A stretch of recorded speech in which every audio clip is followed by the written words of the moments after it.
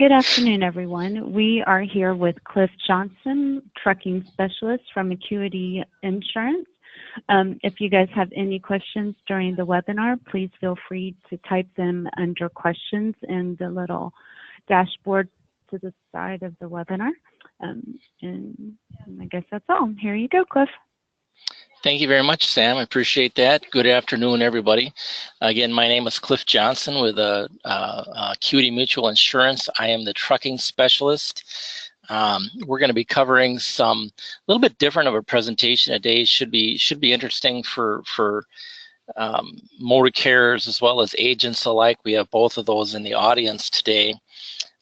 So yeah, hopefully there's something in here for everybody. Even the larger motor carriers near the bottom are going to get some good information out of that. But kind of my background or history, let's make this thing move. Okay, there we go. Some of my past history and equipment. I was raised in a dairy farm and started trucking very early, bringing feed in from the fields. So our first truck was a, old International International 4020A model with a 13-speed Fuller and a 903 Cummins. In college, I actually drove for Stan Cook and Sons, hauling a lot of Best Buy, did an internship with Martin Transportation, then got into my own fleet, and a couple of pictures of that. Had a lot of fun with that. I had an opportunity to sell, and my wife really wanted to spend some more time with the family and all that. So we did that and put a little bit of money away for our retirement. So I love the trucking industry, been involved in it for about 30 years. Our objectives today, we're going to talk about profitability and how the insurance company looks at a motor carrier, how FMCSA looks at a motor carrier, and how yourself as a trucking company kind of needs to look at yourself a little differently than maybe what you did before CSA came around, 8-10 years ago.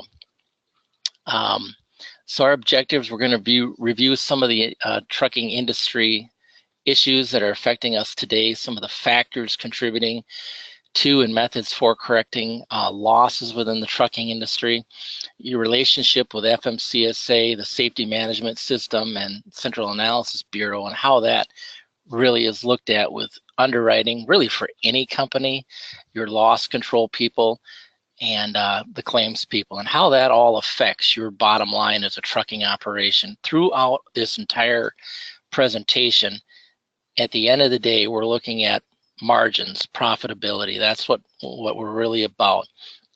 But obviously running a safe fleet is going to enhance those margins. For agents, review why agent knowledge and practical resources will enhance their ability to contribute to the success of an agent and contribute to the success of the motor carrier in which they insured. So those are some of the things we're going to talk about. A couple of slides here dealing specifically with agents. If you're an agent writing trucking business and you wish to do that, here's an example of some web page ideas that one of our agents has, and on that is just a ton of information related to trucking. So when your motor carrier customer actually goes on your website, they're going to see trucking related material. If they don't see any trucking related material, how are they really going to know, unless they have that personal relationship with you, that you are all about trucking? Motor carriers just simply need quality partners. They have a lot of issues that they're dealing with every day, from customers, drivers, driver retention, maintenance on their fleets, many decisions, and as well as their 500-page green book of federal motor carrier safety regulations. So a motor carrier definitely has a lot on their plate. And as an agent, you want to be a resource. You want to be a resource with answers to help that motor carrier out. And I'll tell you what, those people that do that have a lot of success in helping out motor carriers and having long-term customer relationships with them. So essentially, what customers are you servicing today? How are you doing that? How are you meeting their needs? And how are you providing to your customers, meeting the needs they have, whether it's compliant issues or insurance questions they have? Are you able to meet their needs, quickly and understanding their business. At the end of the day, as a trucking insurance agent, you want to understand what your motor carrier's needs are and how you can help meet those needs. Some of the top 10 issues in motor carriers facing today for 2016, this is from Acuity, and it was hours of service, the compliance, safety, and accountability program, the driver shortage, driver retention, truck parking, the ELD mandate, the electronic logging device mandate, driver health and wellness, the economy, infrastructure, congestions, roadways, funding, and then driver distraction. I'm actually surprised driver distraction was that low. With the four-wheelers we see out there, you'd think that the driver distraction would be a little bit higher.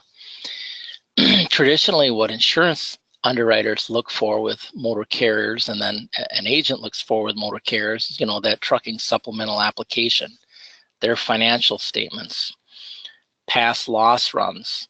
They look for IFTA reports, international fuel tax agreements, to find out where this motor carrier's operations are taking them, because that'll factor into the price that they have.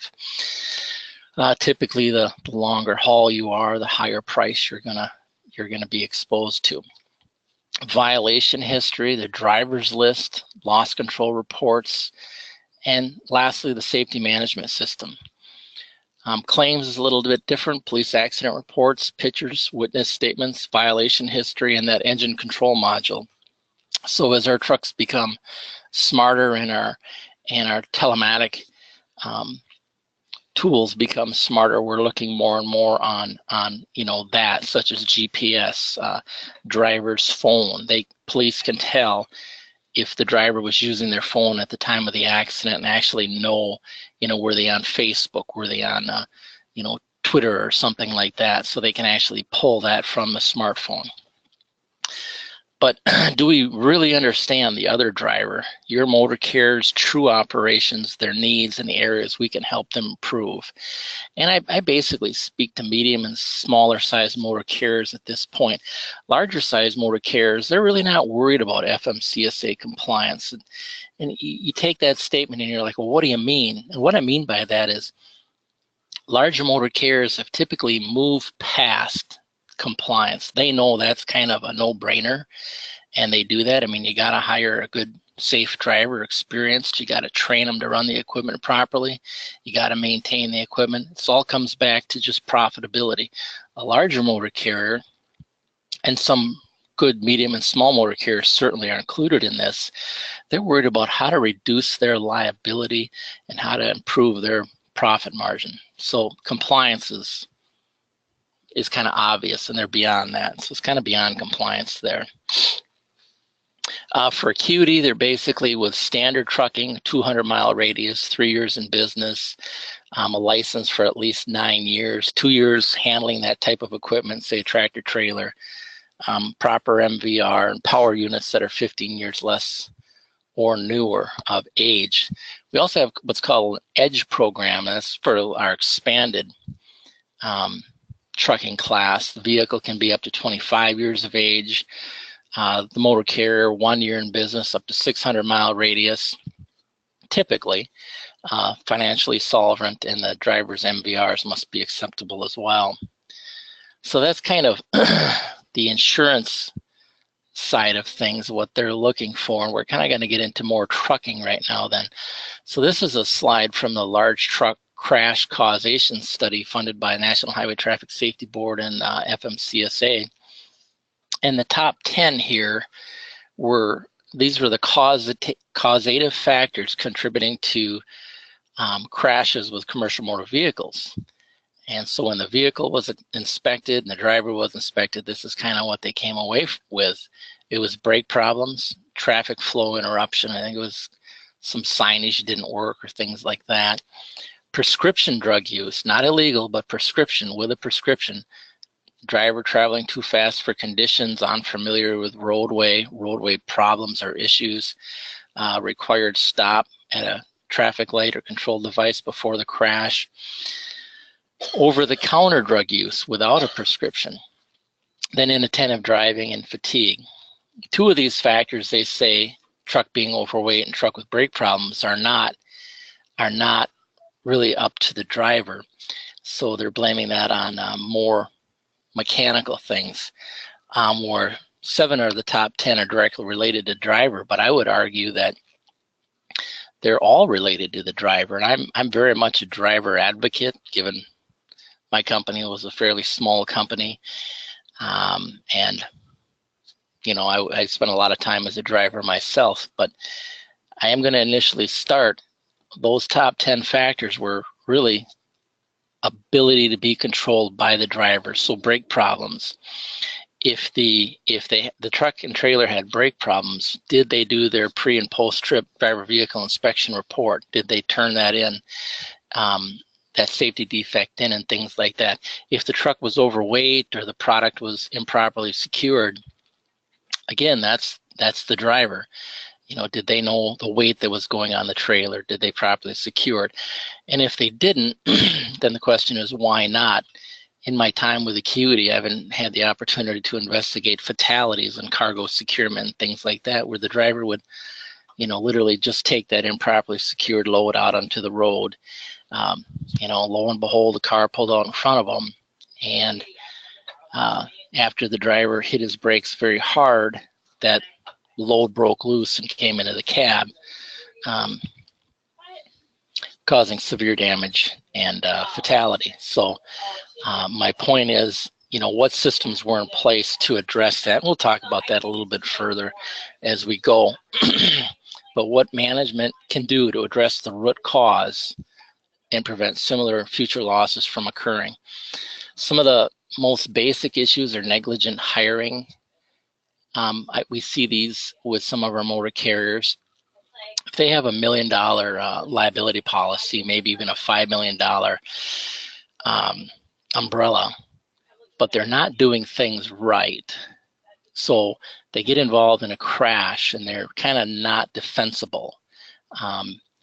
It's negligent hiring, entrustment or retention we see brought up in courtrooms, negligent inspection, maintenance, or repair of equipment, negligent management oversight, and then spoliation of evidence, such as altering logbooks and things like that. So all of this kind of equals a violation of the FMCSRs, resulting in that motor carrier having increased liability, losses, and just simply a higher cost of doing business at the end of the day. Here are a couple of examples of some claims that we've seen. A rear end collision was $24.7 million, lane change collision, $18.1 million, rear end, another $14.25 million.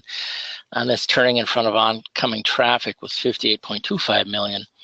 A wrongful death of a father and injury to mother and children, where the motor carrier encouraged the truck driver to operate beyond hours of service and then falsified the logbook after that. Again, that spoliation of evidence. So here's where I want to kind of stop and just remind everybody that if you have that $1 million liability policy and even that $5 million umbrella, if you do happen to have that, but you don't have any, you're not compliant with FMCSA regs, and you're actually knowingly encouraging your drivers and employees to operate outside of those boundaries, that brings on tremendous liability for your company and everything. You know, in a case of a small business or family operation, everything they've worked for their entire lives can be at risk with some of these large settlements, because the insurance company is just going to pay out to that limit of liability. So, example, if you have a crash resulting in fatalities and you're incompliant, it's basically going to be an unfortunate crash. You're going to be in a very defendable position, very unlikely to exceed your liability limits at all. But if you aren't in compliance, the plaintiff's attorney knows exactly what to subpoena for records into the courtroom, you know, driver qualification files, drug testing, your hours of service, the maintenance records, DVIRs, things like that. They know exactly what to do, and that's when it can get a little ugly. So some of the difficulties I'm seeing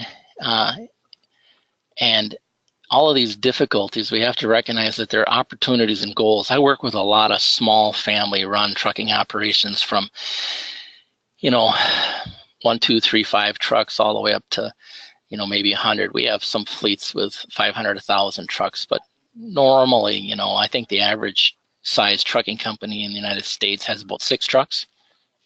So I work with a lot of smaller ones.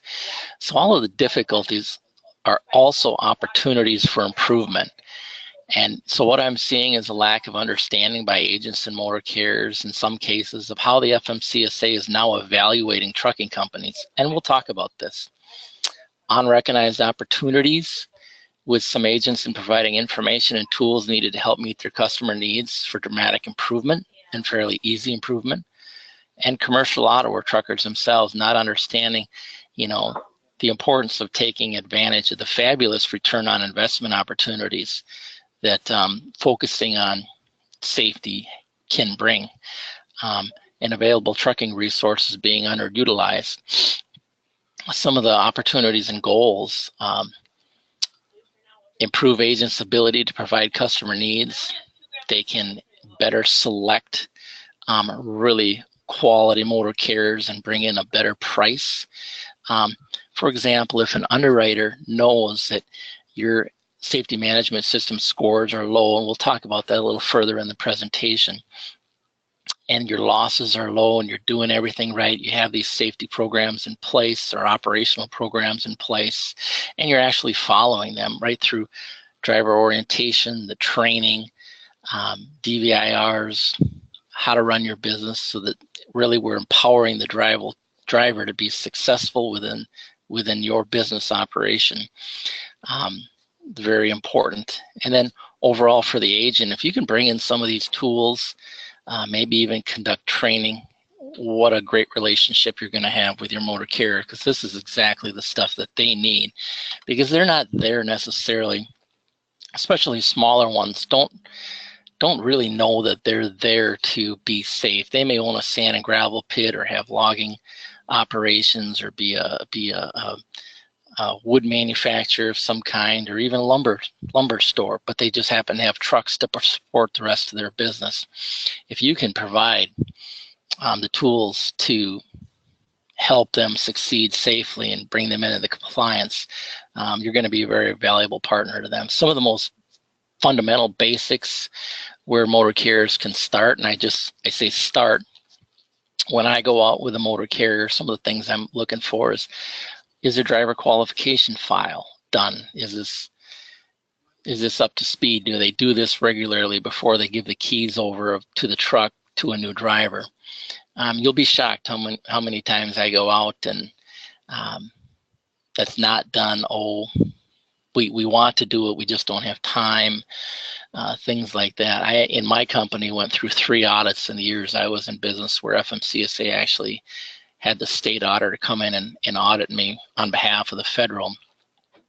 And those 3 times, they're supposed to last a week each, and they were out of there in a day because we just had everything in place and never got any fines or citations. So I think a lot of it was luck.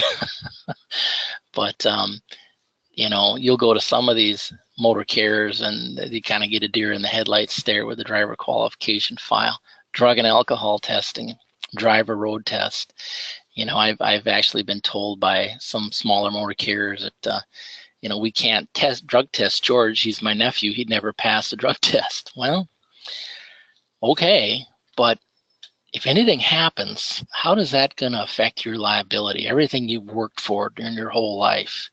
Where do you think you sit in a courtroom then? And then driver road test. Just because that person's gone through truck driving school doesn't mean they actually know how to drive a truck. Great way to do it is have them back into a trailer. Hook up their kingpin, the 5th wheel plate, and actually back a trailer up. Do they know what they're doing? Are they comfortable? These are the things that you want to look for and have documented actually on a form that you've done the driver's road test if they qualify to do that. Driver training, including new hire, refresher, coaching, and periodic. Here at Acuity, we have some tools, about 35 live streaming videos that our insureds can use for new hire driver orientation, refresher coaching, training, and then periodic, like quarterly or annual training. Driver vehicle inspection reports. Here's a big one that affects the safety management system scores. A lot of motor carriers are not requiring that this is turned in, and some drivers in a way pencil whip their driver vehicle inspection report. So their safety management scores are actually quite high, and that's going to affect the insurance premiums they pay. Or even C.H. Robinson, I understand that brokerage firms will look at the scores of motor carriers, and if you have a better score than one with a bad score, the better scores are simply going to get paid more money, I understand.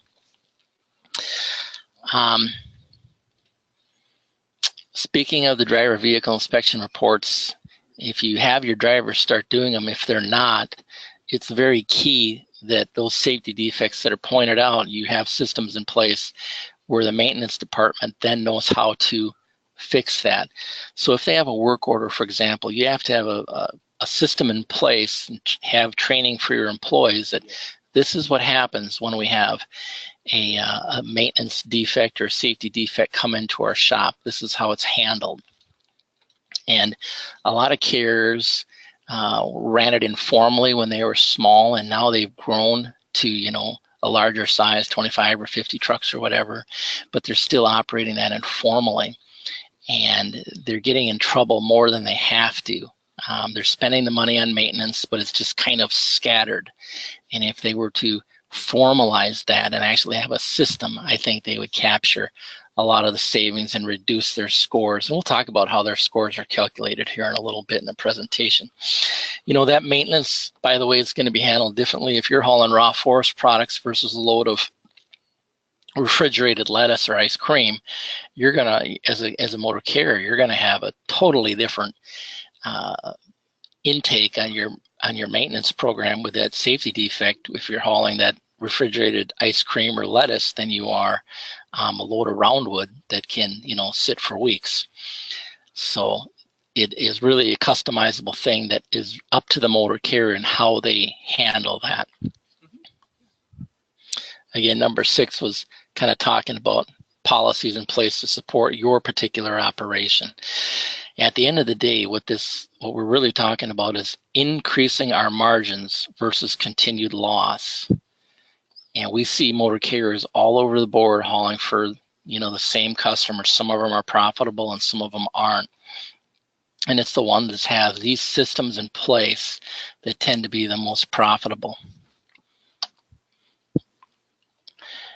Kind of at the end of the day, crash and loss causation, the company.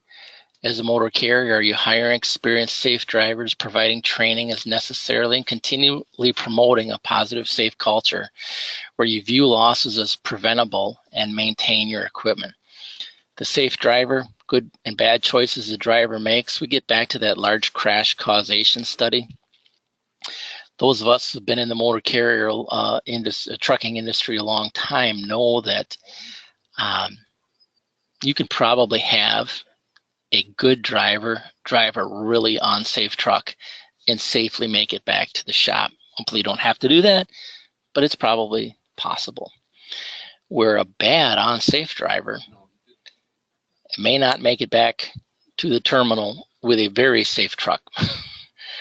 So again, the driver makes up at least 70%, and I would argue more than that, of the exposure to crashes that your trucking operation is going to have. So if you just bring in a driver and you don't empower them with training and tools and knowledge of your company and just work to promote that safety culture and hold them through a progressive disciplinary policy responsible for their actions within your company, then you're going to have more losses than the company that does do that. And that's just kind of the plain and simple fact of it. Safe equipment, inspection, repair, and maintenance, cargo securement. Those are the 3 really big ones that if you boil that FMCSR down, That's what FMCSA is really talking about. These three are broad subjects, but at the end of the day, that's kind of what they're talking about. Do you have safe drivers, safe equipment, and is the cargo properly secured? So interestingly, with FMCSA, there's 1,000 federal, and they partner with about 12,000 state partners. And this is state partners, for example, that did my DOT audits within my company. And if you read the primary mission of FMCSA is to reduce crashes, injuries, and fatalities involving large trucks and buses and remove unsafe companies from operation. That's one of their stated goals. You think about that statement, and let's turn that around a little bit. The primary mission of an insurance company's trucking underwriter is to identify motor carriers that have the fewest crashes, injuries, and fatalities through their safe operations and efforts. Those motor carriers are going to get the best rates. And sometimes those rates can be significant, can really be a profit margin in itself with that motor carrier. Certainly can be. In the U.S., there's approximately 540,000 active DOT numbers currently out there, and about 5.6 million drivers driving commercial motor vehicles. Some of the next slide is some of the most common carrier safety regulations. This slide is meant a little bit for the agents, insurance agents, just to give them a little bit of a flavor of what we're talking about here. A picture on the right is a load of improperly secured pipe that went through the cab of a tractor. A typical view of a weigh station. If you're in the trucking industry, you've seen this view a lot, but again, this is for those insurance agents and whatnot that haven't. One thing I want you to look at in this particular slide, if you look at that motor carrier enforcement officer there, does he look like friendly granddad? He doesn't. He means business. He's there to do his job. A lot of them have military background experience or military life prior to coming aboard with FMCSA. And they realize that a truck, hauling 80,000 pounds, it takes about 30 Camrys or more than 30 Camrys, maybe weighing 2,700 pounds to, match the weight of a loaded truck and trailer. And especially if that truck is moving through an intersection. I've got some video of a truck completely taking out several cars and vans that were in an intersection and completely cleaning it out. So that's the energy we're dealing with. So for FMCSA to have an expectation that, you have a safe driver and your brakes work are pretty fair to the motoring public. And I think you'd agree with that. So compliance, safety, and accountability. We're going to get into the CSA a little bit, and a lot of motor carriers don't know this, especially some that have been around for years and years, maybe take the business over from their dad or their uncle. CSA now, it's a data-driven safety and compliance and enforcement program. So they're really looking at each trucking company's specific data. It's designed to improve safety and prevent CMV crashes, fatalities, and injuries. It's also very much designed to help carriers improve their safety compliance so everyone gets home safely. So we're going to talk about the compliance portion, but we're all going to also talk about FMCSA's helpful tools, which are equally, if not more so important. That's kind of where you got to start. But the CSA program itself, when you have an inspection or a crash or at a weigh station, they're collecting that data. Every time an enforcement officer has an interaction with a motor carrier, they're putting that in the safety management system, collecting that data. Then there's the measurement portion, okay, or the on-road performance. You've heard about the 6 basics, the 7th being the crash indicator. And this is what a lot of insurance companies and brokerage companies are looking at. We're going to review that. If you can see this is unsafe driving, fatigue driving or hours of service, driver fitness, does their CDL have the proper endorsements? Do they have their medical card? things like that, controlled substance, vehicle maintenance, cargo related, and crash indicator. So these six feed this crash indicator. And from what I've seen, I don't understand FMCA's math all the time, but unsafe driving, if you're an alert for unsafe driving, it really pumps up that crash indicator to be an alert as well. And if you get back to the logic of it, it's the actions of that truck driver. Are they operating safely and knowledgeably that go into whether or not you're going to have that crash, more so than even vehicle maintenance from what I've seen. Again, I don't understand all the statistical math they use for that. So you've got your data collection, your measurement, and then your evaluation, what they're going to do about it. And this is the inspection selection system, and we'll talk about that in a bit. And then intervention. If you do have a lot going on, they may send you a warning letter or actually do an investigation and then follow up with that. Or in some cases, revoke the operating authority of the trucking company. And we just looked at the measurement system right there. They're collecting the data, they're measuring. Here's a better slide that talks about that. So for every violation that the motor carrier, the driver gets, it goes into one of the measurements. So for example, driving carelessly or dangerously would be part of the unsafe driving measurement. Hours of service, here are some examples. Driver fitness, controlled substances, here are examples. Vehicle maintenance. In here is also cargo securement. They break that down into vehicle maintenance and cargo securement. Hazardous materials or hazmat.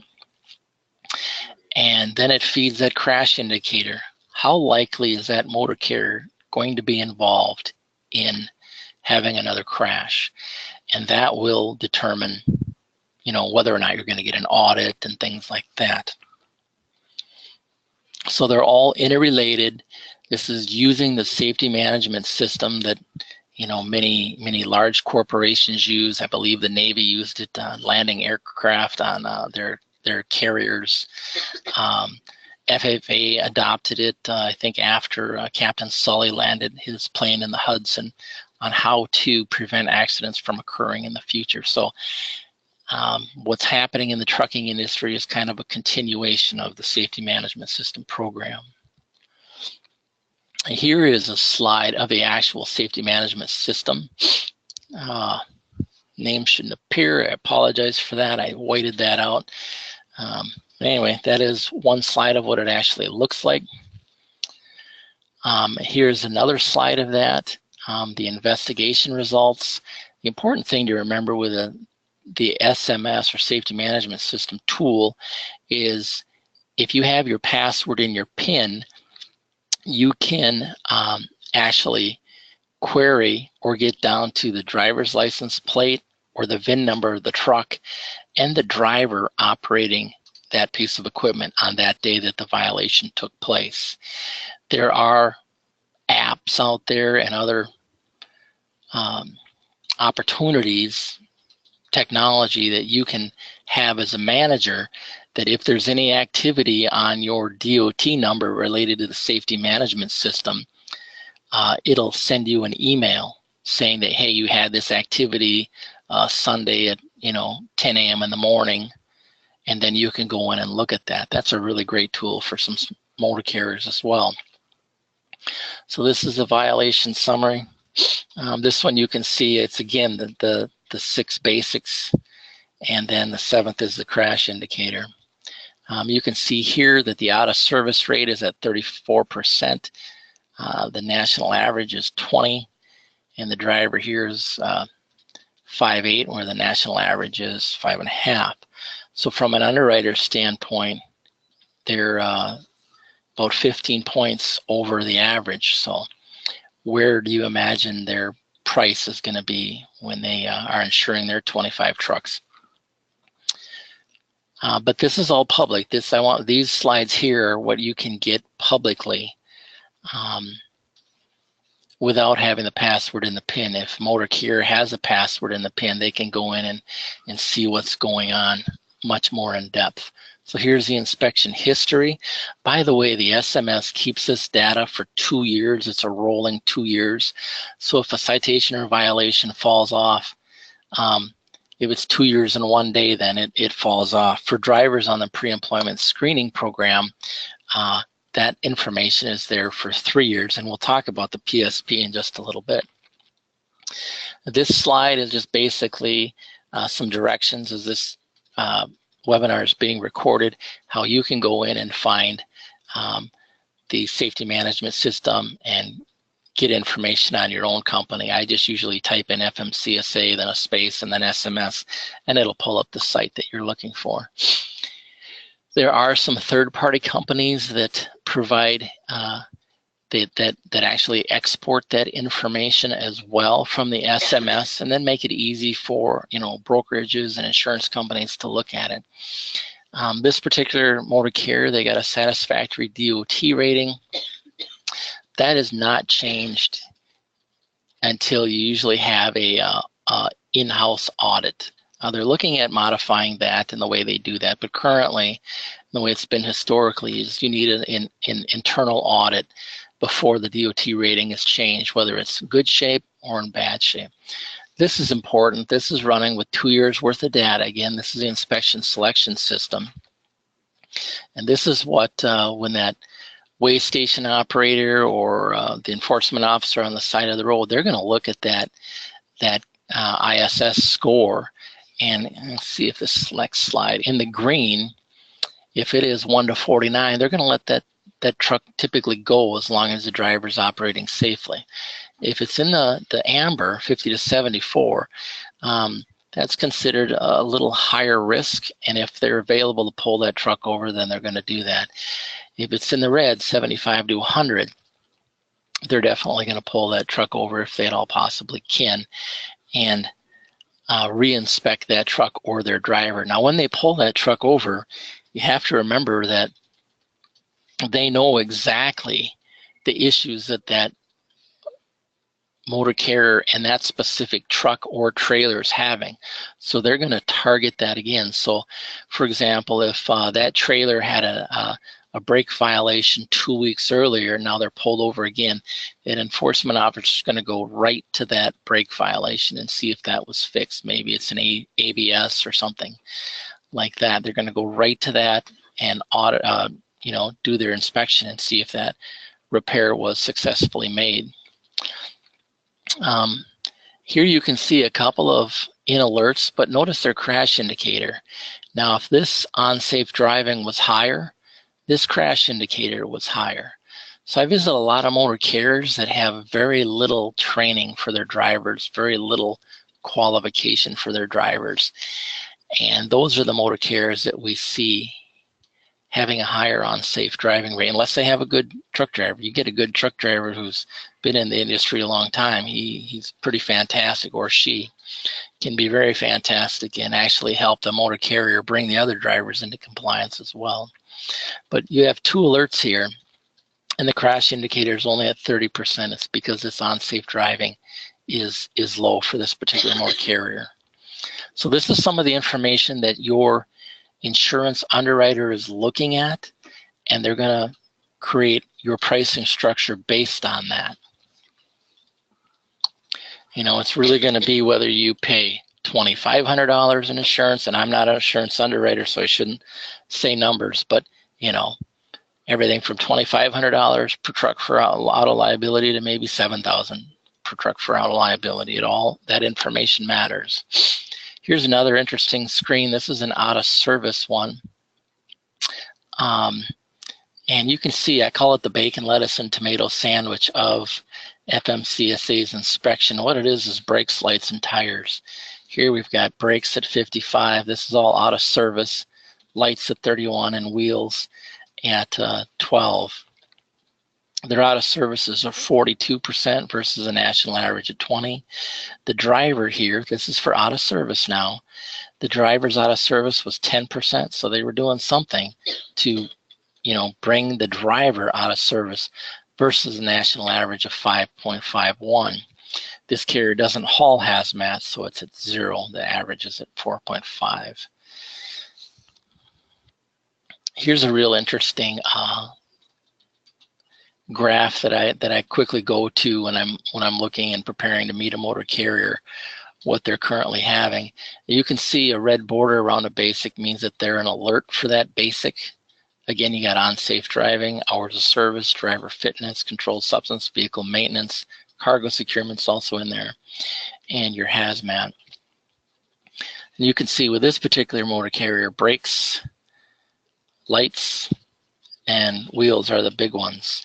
So, brakes out of adjustment, brakes all others, things like that, lighting,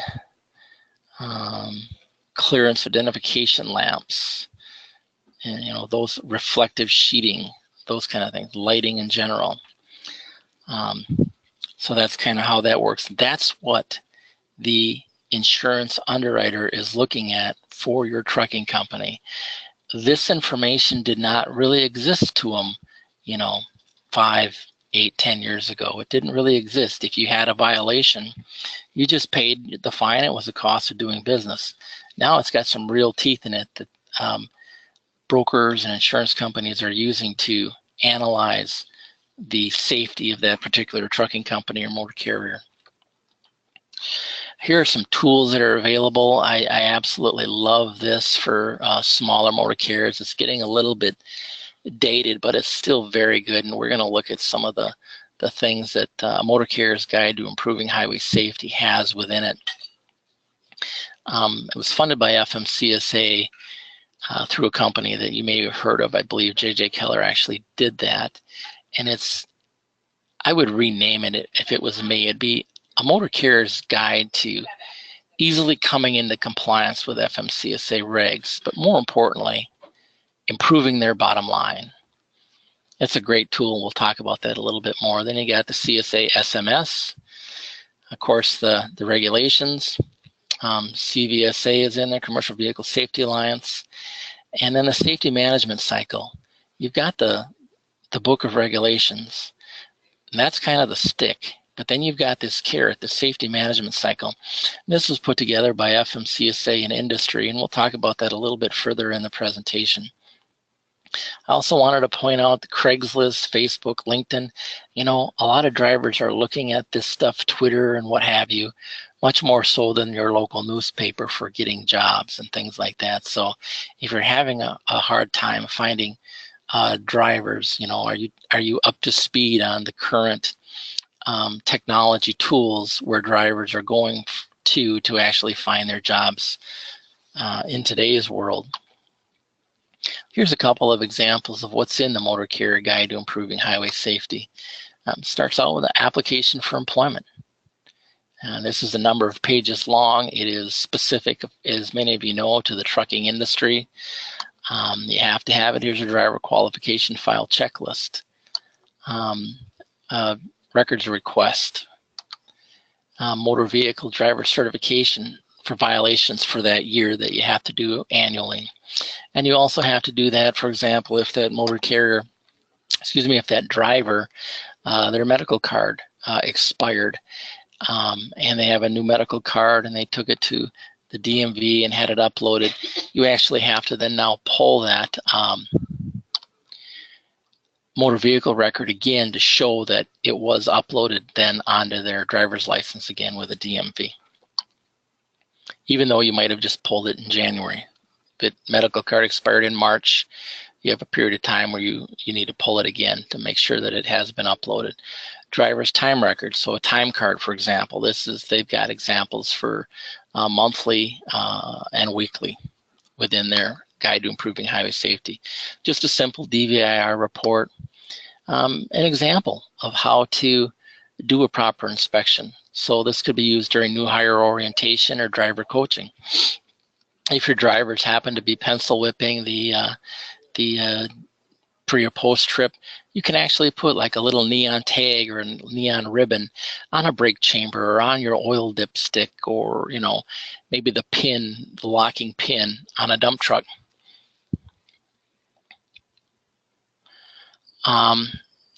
My truck is actually, I got a question. My truck is actually involved in the truck photo shoots we have going on today. So that'll answer that question. But this is a great learning tool we have, and it just can be used during new hire orientation. It can be used if the quality of the driver inspection reports need to be revisited again, maybe with one driver or the entire fleet, just during quarterly or annual safety meetings, or even for a mechanic in your shop.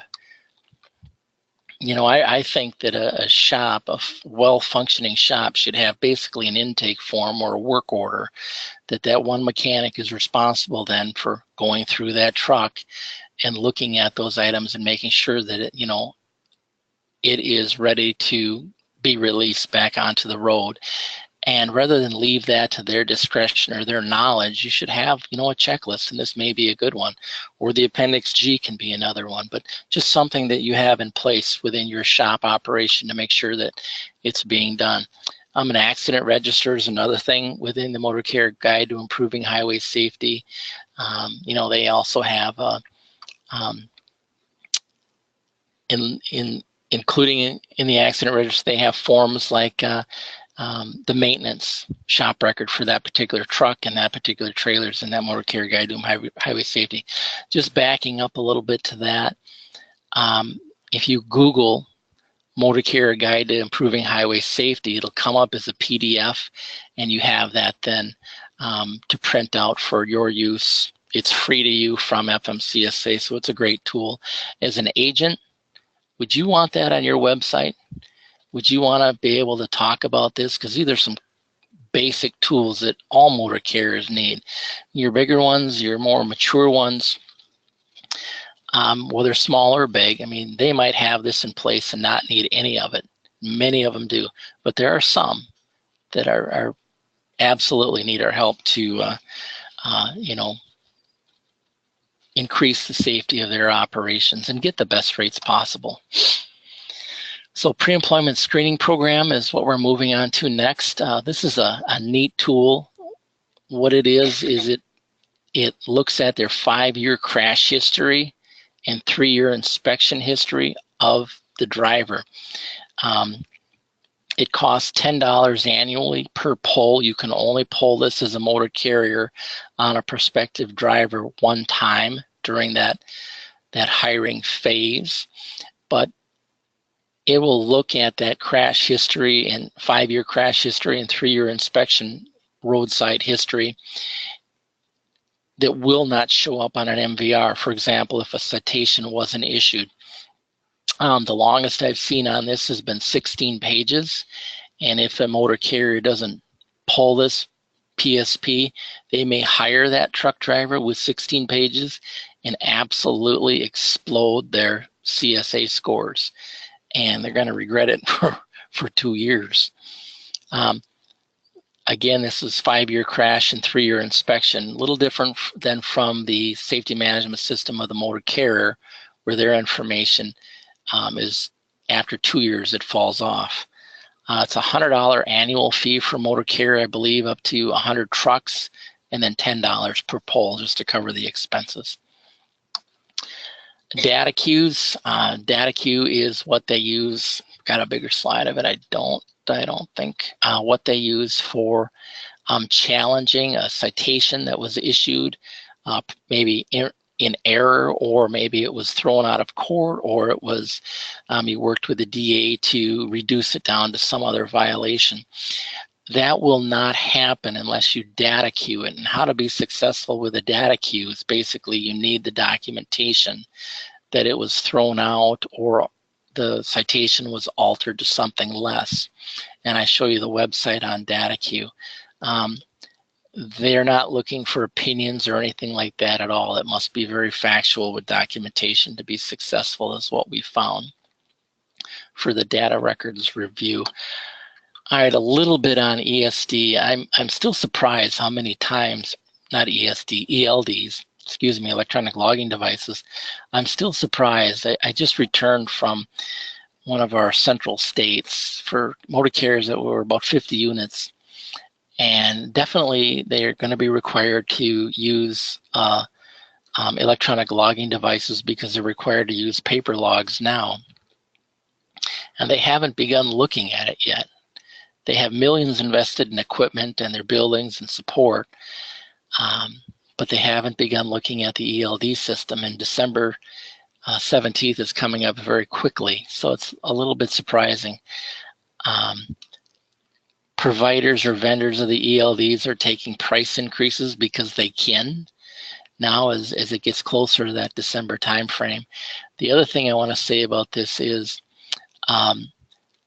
you just can't turn this on and expect it to work. You want to, try it with a few trucks and a few willing drivers to make sure that, the information's coming in correctly. There are no glitches. The ELD vendor you've chosen has a good product versus one that's not going to work very well for your operation.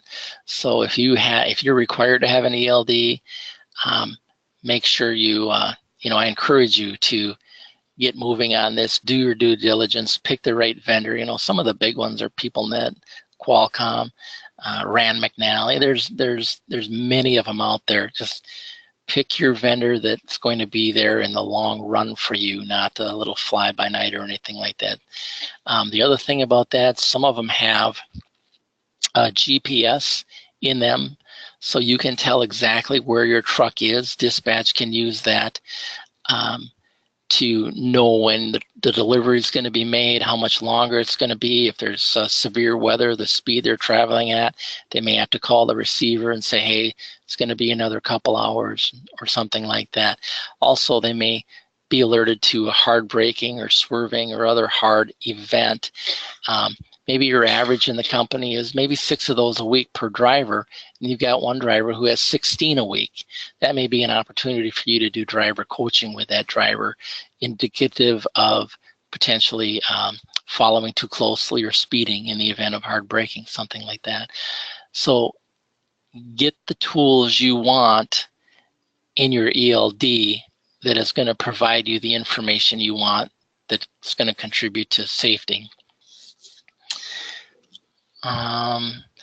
Just real quickly, some of the exemptions are drivers who use paper records of duty for not more than 8 days out of every 30. So if you have a truck that a couple times a week goes beyond that 100 air mile radius, but no more than 8 days out of every rolling 30-day period, then they can continue to use paper logs.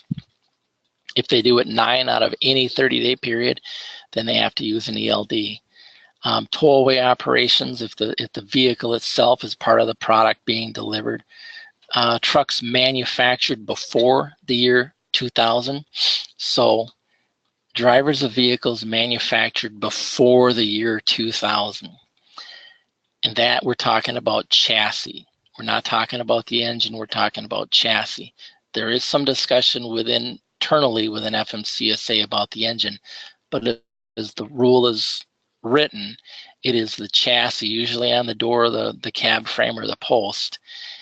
1999 or older are going to be exempt from the ELD. If it's 2000 or newer, you got to have the ELD if you're currently using paper logs, required to use paper logs.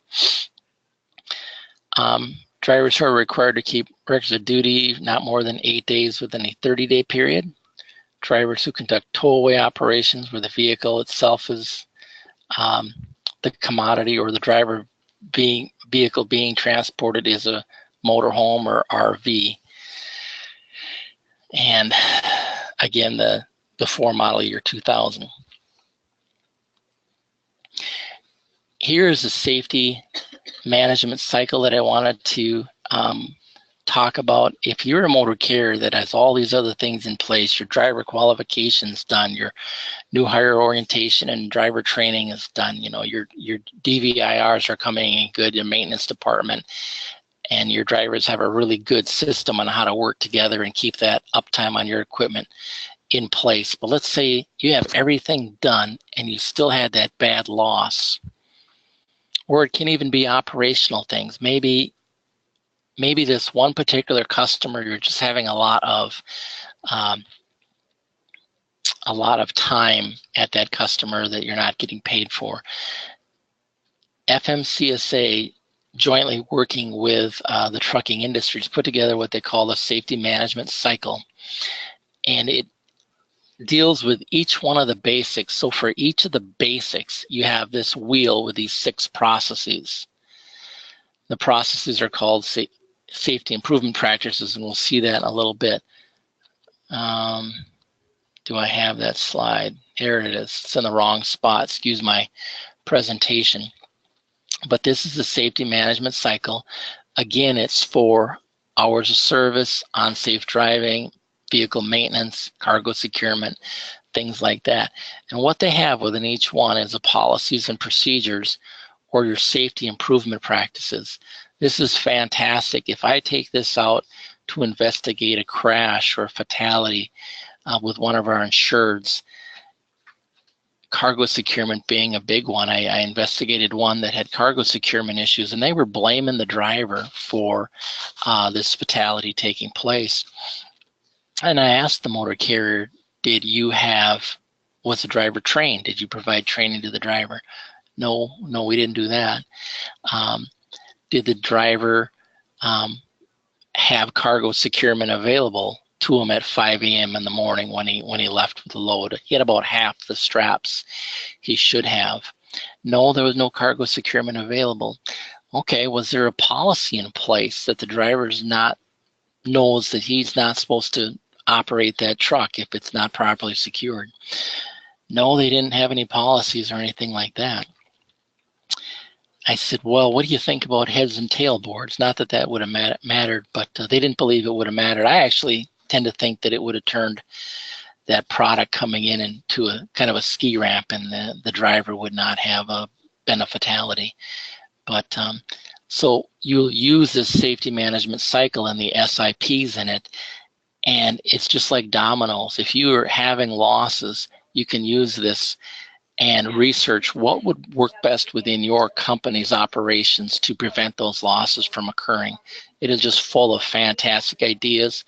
It's available right on the internet under FMCSA's Safety Management Cycle, and it is a great tool to improve the safety of your company if you have the basics that we've been talking about in place. Here's some websites that can also be used to enhance the safety of a motor carrier. Again, the Motor Carrier Guide to Improving Highway Safety is also on there in PDF form. So that kind of concludes my presentation. If you have any questions, feel free to ask me about anything related to trucking.